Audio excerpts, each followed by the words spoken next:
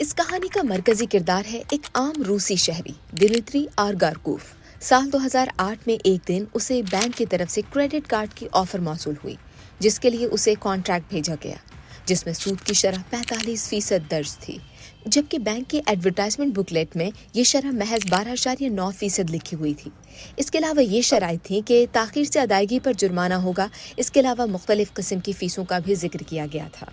Contract के मुताबिक bank को ये हक हासिल होगा कि वो किसी भी वक्त शराइत बदल सकता है और अगर कस्टमर ने इनकार किया तो कार्ड बंद कर दिया जाएगा। यानी ये मुआहदा मुकम्मल तौर पर बैंक के फायदे में था।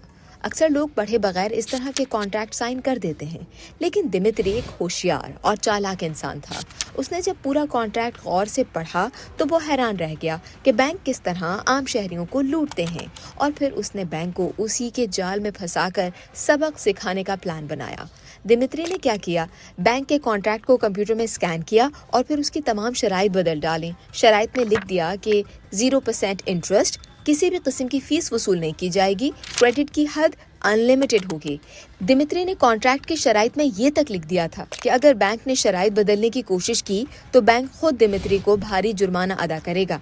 उसने वो शर्त भी बदल दी जिसमें लिखा गया था कि बैंक किसी भी वक्त शराइत बदल सकता है। दिमित्री ने शर्त बदलकर बैंक का ये इख्तियार खत्म कर दिया। बैंक के फायदे की तमाम शराइत बदलकर दिमित्री ने कॉन्ट्रैक्ट पर दस्तखत की और वही कॉन्ट्रैक्ट वापस बैंक को भेज दिया। ड्रामा असल शुरू होता है यहाँ से। बैंक के किसी भी अफसर ने बिल्कुल आम लोगों की तरह उस कॉन्ट्रैक्ट को पढ़े बगैर चेक किए ऑफिशियल मोहर लगा दी और उसे कबूल कर लिया। यूं कानूनी तौर पर वही कॉन्ट्रैक्ट काबिले अमल बन गया जिसमें बैंक की नहीं दिमित्री की शराइत दर्ज थी। बैंक ने दिमित्री को क्रेडिट कार्ड जारी कर दिया तो उसने बैंक के पैसों पर खूब खरीदारी और अय्याशी की, लेकिन जब बैंक ने उससे सूद और फीस का मुतालिबा किया तो दिमित्री ने वो कॉन्ट्रैक्ट दिखा दिया, जिसे देखकर बैंक हुक्काम के होश उड़ गए। बैंक ने गुस्से में आकर दिमित्री पर तकरीबन $45,000 का दावा दायर किया और कहा कि ये फ्रॉड है, लेकिन दिमित्री ने भी जवाबी मुकदमा कर दिया। अदालत ने देखा कि कॉन्ट्रैक्ट बैंक के लेटर हेड पर है, बैंक की मोहर लगी हुई है, बैंक अफसर के दस्तखत मौजूद हैं।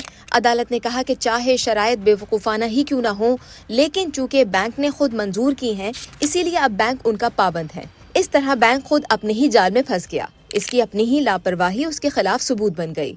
आखिरकार बैंक को केस वापस लेना पड़ा, जिसके बाद दिमित्री ने भी अपना मुकदमा वापस ले लिया। उसके बाद बैंक ने दिमित्री के साथ खामोशी से समझौता करके मामला खत्म कर दिया।